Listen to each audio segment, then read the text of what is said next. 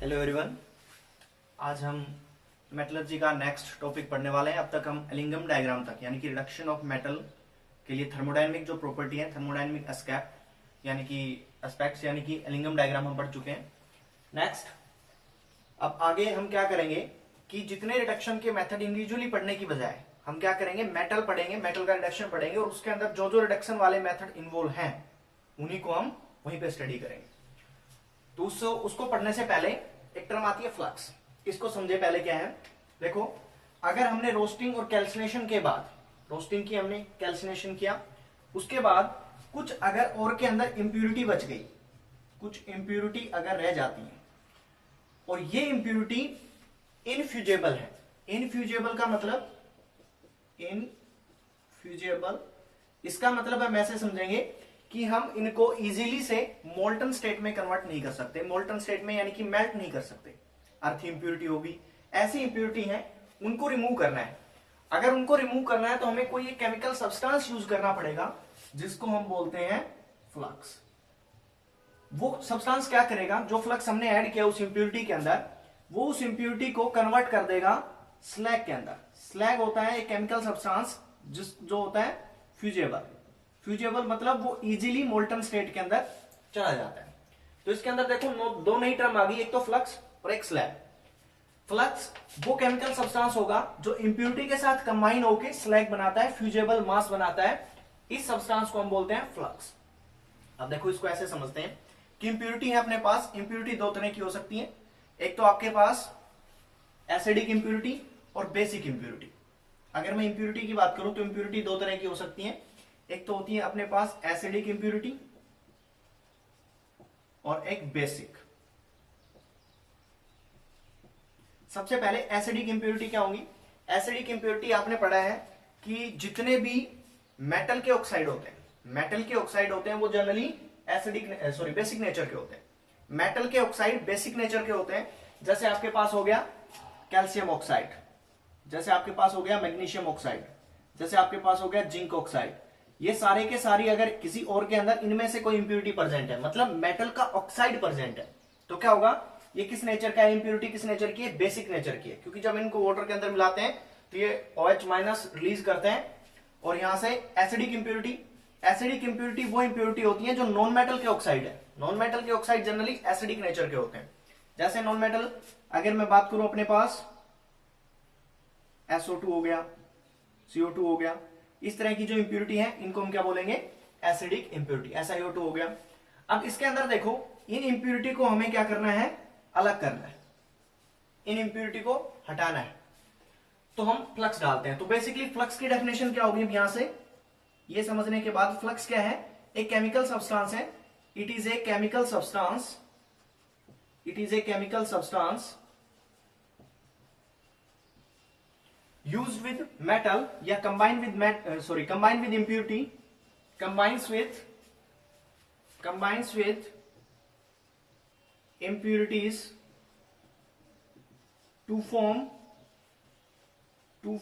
a fusible mass, that is slag।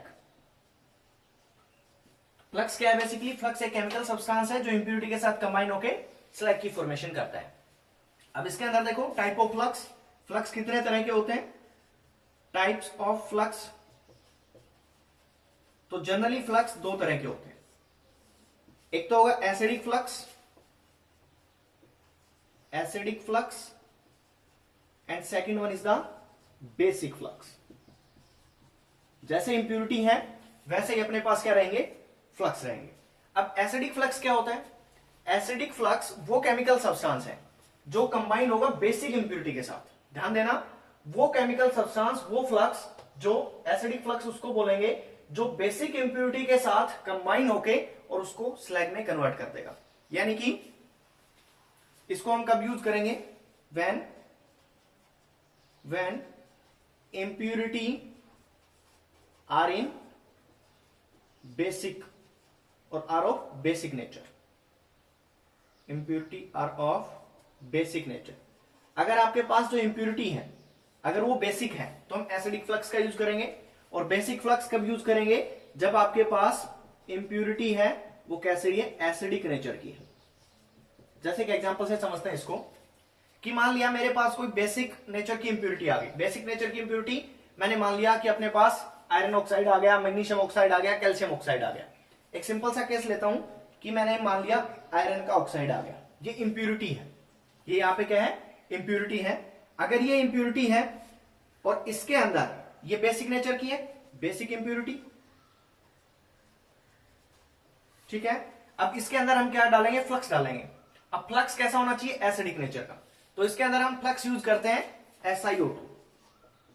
SiO2 ये flux है और इसका नेचर है एसिडिक। अब क्या होगा, ये एक इनफ्यूजेबल मास बनाएगा जिसको हम स्लैग नाम देंगे, that is the FeSiO3, that is the slag, fusible mass. मतलब ये इजीली क्या हो सकता है, मोल्टन स्टेट में जा सकता है। अगर मैं इसकी जगह पे कैल्शियम ऑक्साइड लेता तब भी यही बनने वाला था, यहां पे हो जाता CaSiO3। तो ये आपके पास क्या हो गया, एसिडिक फ्लक्स, ये है एसिडिक फ्लक्स यहां पे।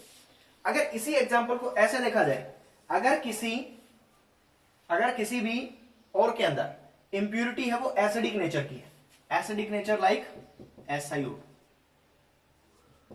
SiO2 कोई इंप्यूरिटी है जिसका नेचर क्या है, एसिडिक, एसिडिक इंप्यूरिटी। तो इसके अंदर हम बेसिक फ्लक्स डालेंगे। अब बेसिक फ्लक्स कौन सा डालेंगे, बेसिक फ्लक्स मतलब ऐसा सब्सटेंस डालेंगे, केमिकल सब्सटेंस जो बेसिक नेचर का हो।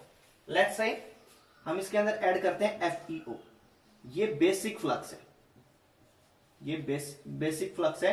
तो यहां से स्लैग बनेगा और स्लैग क्या बनेगा अपने पास, FeSiO3, that is the slag. देखो एग्जाम्पल सेम वही है, ये हमने कब लगाया, जब आपके पास जो इंप्यूरिटी थी, बेसिक इंप्यूरिटी थी, उसमें फ्लक्स कौन सा डाला, SiO2। अगर और के अंदर बेसिक इंप्यूरिटी थी तो फ्लक्स एसिडिक डाला।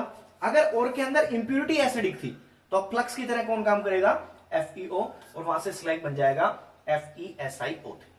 तो ये एक छोटा सा कंसेप्ट था फ्लक्स से रिलेटेड। नेक्स्ट जो हम पढ़ने वाले हैं that is the extraction of iron.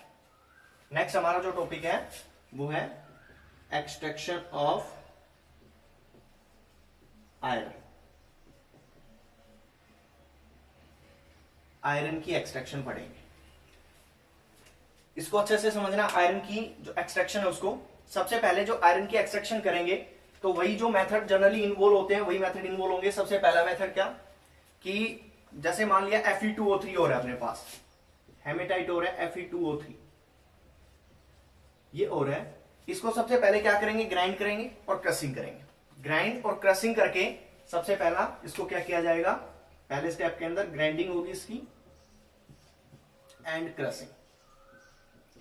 Grind करेंगे और क्रश करेंगे, उसके बाद ये पाउडर फॉर्म में आ जाएगा और ये किसके थ्रू किया जाएगा, बाय स्टाम्प मिल या बाल मिल, जो हम पहले डिस्कस कर चुके हैं। तो पहला स्टेप यही रहेगा।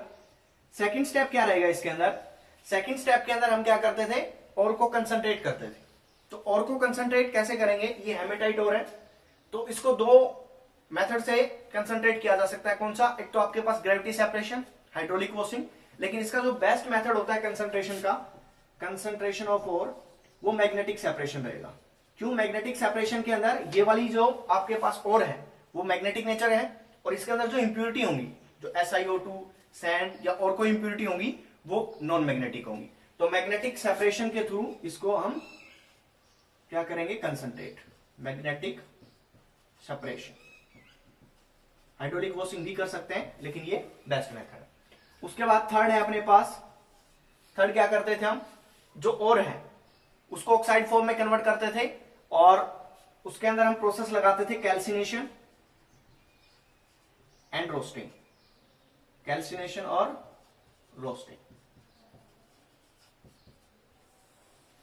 कैल्सिनेशन और रोस्टिंग करवाएंगे, उससे क्या फायदा होगा, उससे ये फायदा होगा, एक तो कैल्सिनेशन करवाने से जो मॉइस्चर है, जो इसके अंदर मॉइस्चर प्रेजेंट है, वाटर है, वो इवेपोरेट हो जाएगा एक तो। इसके अलावा अगर और कोई इंप्यूरिटी है, लाइक इसके अंदर अगर आर्सेनिक की इंप्यूरिटी है, इसके अंदर अगर सल्फर की इंप्यूरिटी है, तो वो क्या होंगी, ऑक्सीजन के साथ, जब रोस्टिंग करवाएंगे तो ऑक्सीजन के साथ रिएक्ट करके वो किस में कन्वर्ट हो जाएंगी, एक वोलेटाइल ऑक्साइड के अंदर कन्वर्ट हो जाएंगी और ये चली जाएंगी, SO2 है, ये यहां से निकल जाएंगे। तो अपने पास क्या हुआ, पहला मेथड हमने कर्सिंग ग्राइंडिंग की, उसके बाद कंसंट्रेट किया और को, और थर्ड कैल्सिनेशन रोस्टिंग करवा दी। अब मेरे पास जो हेमेटाइट का और है वो रिडक्शन के लिए तैयार है। अब हम इसका रिडक्शन करवाएंगे और आयरन ऑब्टेन करेंगे। तो देखो सीधी बात यह है कि इसका जो रिडक्शन होता है वो रिडक्शन होता है ब्लास्ट फर्नेस के अंदर। ये इंपॉर्टेंट है, इसको अच्छे से समझे एक बार। ब्लास्ट फर्नेस के अंदर रिडक्शन होता है आयरन का। जब आयरन का रिडक्शन होगा ब्लास्ट फर्नेस के अंदर, तो देखो किस तरह से होगा। ब्लास्ट फर्नेस एक तरह की फर्नेस है, फर्नेस मतलब भट्ठी, तो उसी तरह से एक ब्लास्ट फर्नेस है, ब्लास्ट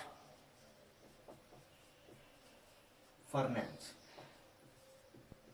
एक फर्नेस है जो कि बनी हुई होती है तो स्टील की या फिर ईंटों की, ब्रिक्स की, और उसका जो उसकी हाइट होती है वो अप्रोक्सीमेट 100 मीटर के आसपास होती है। जैसे आप चिमनी देखते हो बड़ी बड़ी, उसी तरह की होती है ये। उसकी शेप कुछ इस तरह की रहेगी,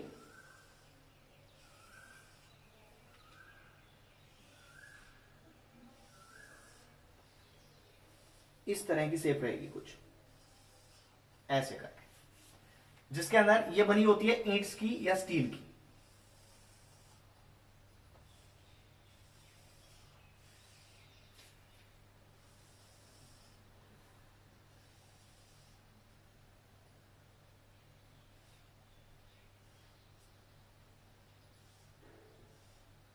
इस तरह से। अब इसके अंदर देखो क्या क्या होता है।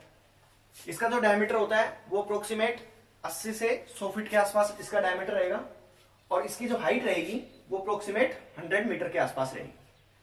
अब इसके अंदर सबसे पहले क्या होगा कि यहां पे इस तरह से पाइप लगे होंगे, और यहां से इस तरह से ट्यूयर्स लगे होंगे। इनका काम क्या है, इन ट्यूयर्स के थ्रू क्या होगा, हम हॉट एयर को ब्लास्ट करेंगे। जैसे इसका नाम है ब्लास्ट फर्नेस। ब्लास्ट, ब्लास्ट का मतलब आप ऐसे समझ सकते हो कि झोंका, और इसके अंदर इसका नाम ब्लास्ट फर्नेस क्यों पड़ा, क्योंकि एक फर्नेस है और इसके अंदर हम हॉट ऑक्सीजन या हॉट एयर ब्लास्ट करवाते हैं। हॉट O2 या हॉट एयर हम क्या करवाते हैं, इसके अंदर ब्लास्ट करवाते हैं।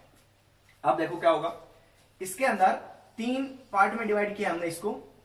ये इसका माउथ है, जो कि इस तरह से हम इसको लिख सकते हैं।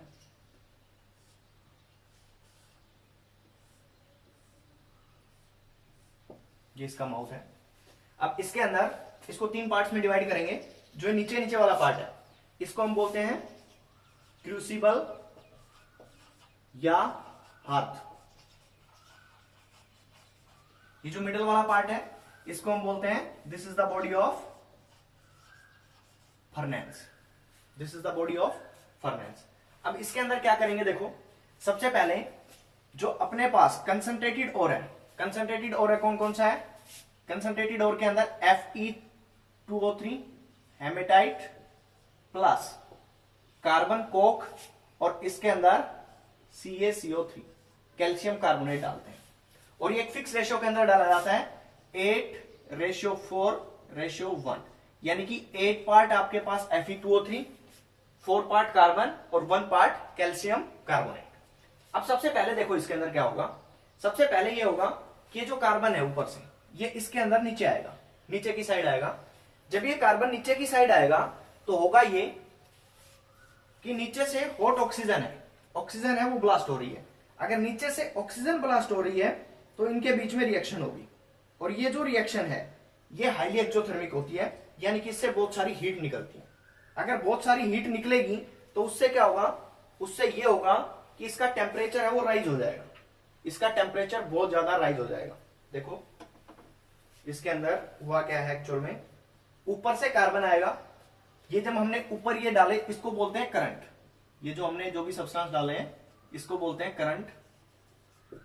ये बाई ग्रेविटी नीचे आएगा, जब नीचे आएगा तो कार्बन नीचे आ रहा है, और यहां से हम हॉट ऑक्सीजन को क्या करवा रहे हैं, ब्लास्ट करवा रहे हैं। अगर हॉट ऑक्सीजन यहां से ब्लास्ट हो रही है तो होगा ये कार्बन जो कि ऊपर से आया, कार्बन जो कि ऊपर से आया प्लस हॉट ऑक्सीजन हमने ब्लास्ट करवा दी, और यहां से रिएक्शन होगी, दैट इज द CO2 बनेगा। और ये जो रिएक्शन होती है ये हाईली एक्सोथर्मिक होती है, मतलब इससे बहुत सारी हीट निकलेगी।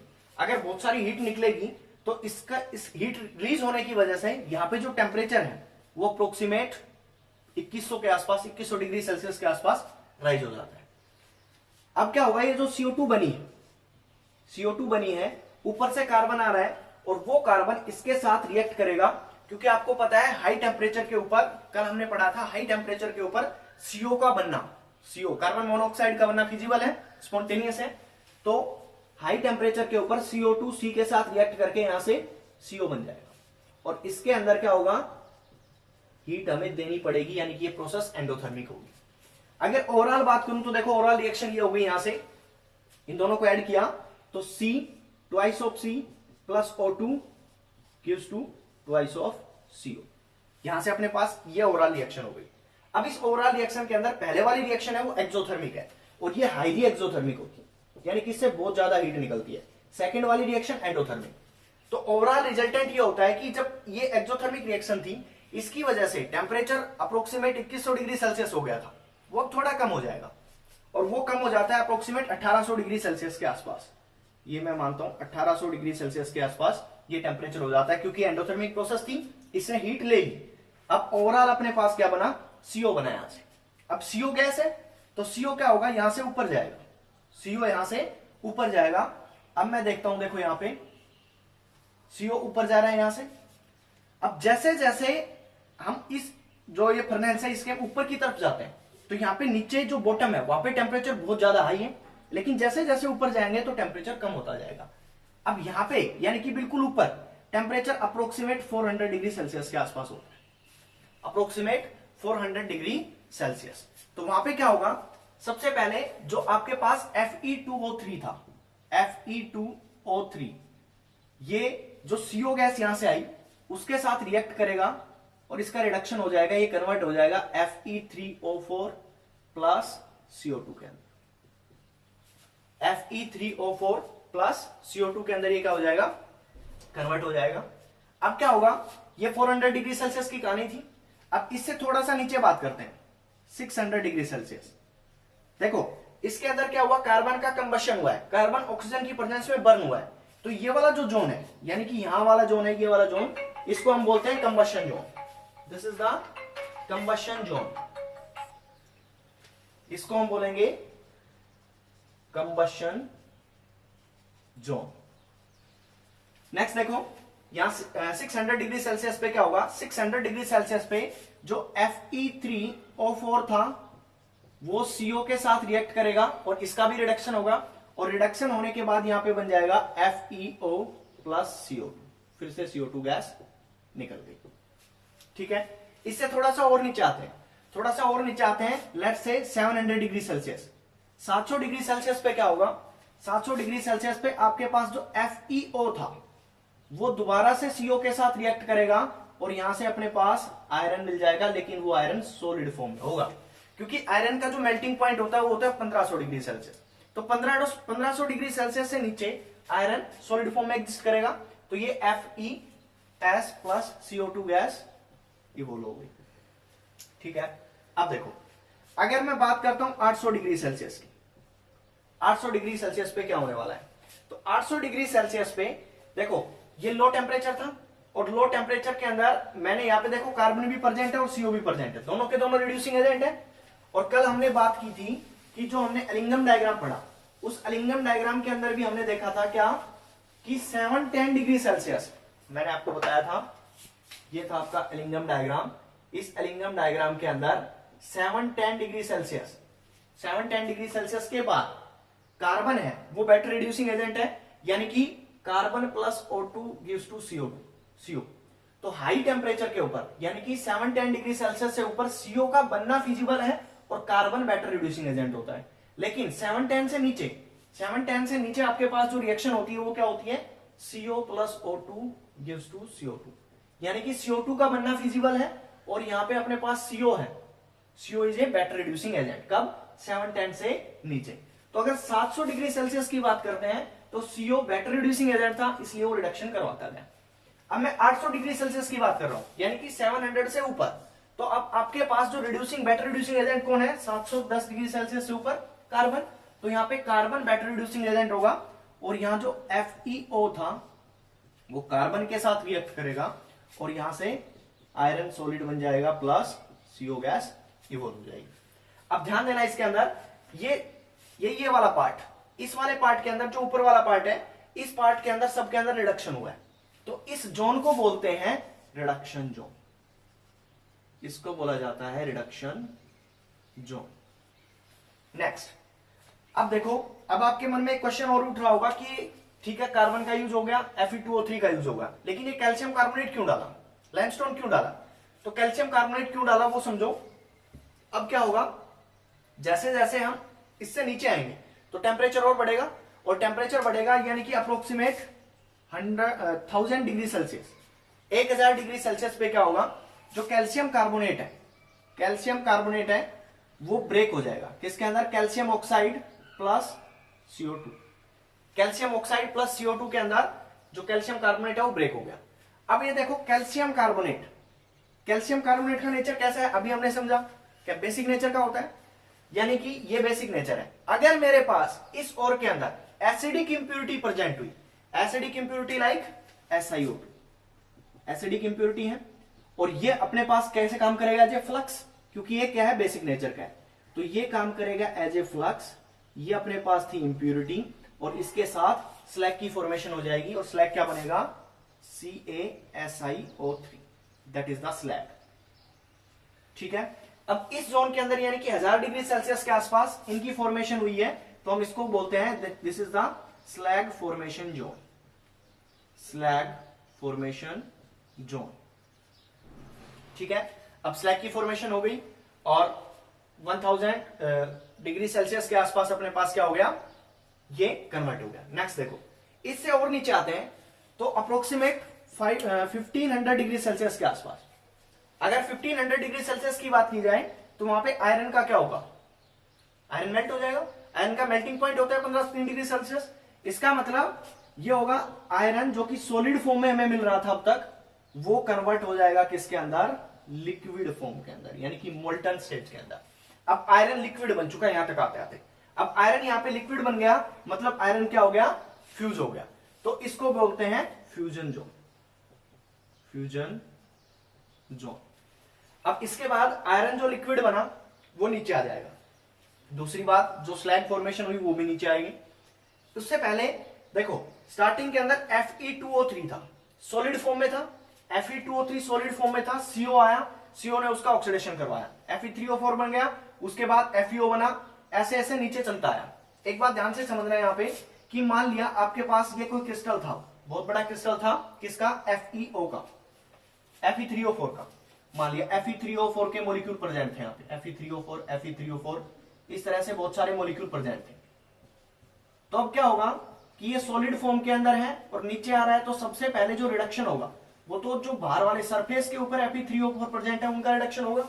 अब सरफेस वालों का रिडक्शन होगा तो सबसे पहले तो ये FeO के अंदर कन्वर्ट होते चले गए होंगे, FeO, ठीक है, और अंदर Fe3O4 ही रहा होगा।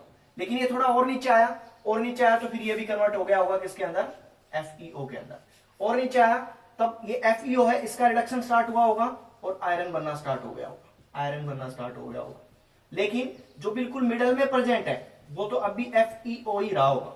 यानी मेरे कहने का मतलब ये है कि यहां तक आते आते जो आपके पास आयरन सॉलिड था, वो आयरन सॉलिड जो FeO था वो Fe के अंदर कंप्लीट कन्वर्ट नहीं हुआ है, कुछ ट्रेसेस बच गए होंगे, कुछ ट्रेसेस FeO के जो बच गए होंगे वो पहुंच जाएंगे यहाँ कंबशन जोन के आसपास।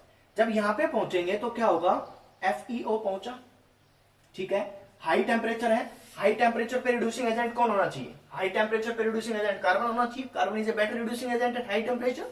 इसका मतलब यहां से कार्बन इसको रिड्यूस करवाएगा और रिड्यूस करवाने के बाद Fe प्लस CO। लेकिन ये रिएक्शन कहां पे हुई, ये रिएक्शन कंबशन जोन में हुई जहां पे टेम्परेचर बहुत ज्यादा हाई 1800 डिग्री सेल्सियस के आसपास है, तो यहां से जो आयरन मिलेगा वो लिक्विड फॉर्म में मिलेगा।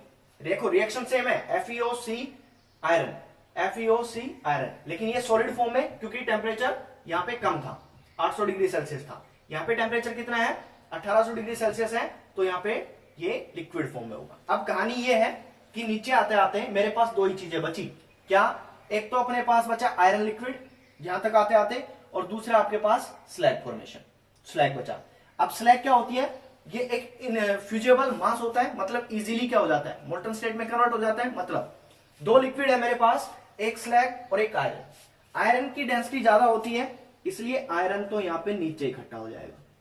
ये जो हर्थ है, क्रूसिबल है, इसके अंदर आयरन नीचे इकट्ठा हो गया, और जो आपके पास स्लैग है, स्लैग इसके ऊपर इकट्ठा हो गया इस तरह से। ये हो गया स्लैग। ये हल्का होता है किससे? आयरन से।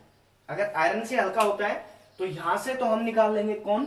आयरन को, मोल्टन आयरन, और यहां से हम क्या ले लेंगे? स्लैग। ये जो आपके पास आयरन आया ये 100% प्योर नहीं है, इसके अंदर कुछ इंप्योरिटी है, और इस आयरन को जो ब्लास्ट फर्नेस से जो आयरन हमने एक्सट्रैक्ट किया है इसको हम बोलते हैं pig iron. This is the pig iron. दोबारा से समझो, सबसे पहले हमने क्या किया था? आयरन की एक्सट्रैक्शन कराने चले थे। सबसे पहले क्रशिंग ग्राइंडिंग की, उसके बाद हमने उसको कंसंट्रेट किया। कंसंट्रेट मैग्नेटिक सेपरेशन से मोस्टली होता है। उसके बाद हमने रोस्टिंग और कैल्सिनेशन किया। उससे क्या हुआ? मॉइस्चर इवोल्व हो गया, मॉइस्चर इवेपोरेट हो गया। उसके साथ साथ जो इंप्योरिटी प्रेजेंट थी, जिनके ऑक्साइड वोलेटाइल होते हैं, जो ऑक्साइड बनाने पे उड़ जाते हैं, वो सारी इंप्योरिटी इवोल्व हो गई। उसके बाद हम उसको ब्लास्ट फर्नेस में लेके आए। ब्लास्ट का मतलब एक तरह से हवा के झोंके, और फर्नेस मतलब भट्ठी। तो उसके अंदर हम क्या करेंगे? ऑक्सीजन यहां से देंगे, ये इंट्यूअर्स के थ्रू। जब ये ऑक्सीजन यहां से जाएगी और इसके अंदर हम डालेंगे Fe2O3 plus carbon plus CaCO3, इनकी रेशियो होगी 8:4:1। इसको करंट भी बोला जाता है। जब ये नीचे आएंगे, जब इसके अंदर डालेंगे तो ये ग्रेविटी की वजह से नीचे आएंगे। अब कार्बन सबसे पहले यहाँ पे आएगा। कार्बन आने के बाद कोक वो ऑक्सीजन के साथ रिएक्ट करके CO2 की फॉर्मेशन करेगा। CO2 कार्बन के साथ रिएक्ट करके CO फॉर्मेशन करेगा। यानी कि ये कंबशन हुआ किसका? कार्बन का। तो इस जोन को बोलते हैं कंबशन जोन। इस जोन को कंबशन जोन बोला जाता है। ये हाथ से बिल्कुल ऊपर होता है। इस कंबशन जोन के अंदर ये वाली रिएक्शन हुई और इससे हीट निकली। हीट एनर्जी निकलने की वजह से क्या होगा? आपके पास इसका टेम्परेचर राइज हो जाएगा, बहुत ज्यादा बढ़ जाएगा। अब क्या होगा? ये जो आपके पास CO फॉर्मेशन हुई है थोड़ा ऊपर जाएगी। ऊपर जाने के बाद क्या होगा? Fe2O3 को ये रिड्यूस करेगी Fe3O4 के अंदर, फिर Fe3O से FeO, ये अलग अलग टेम्परेचर पे ये सारी रिएक्शन होती जाएंगी।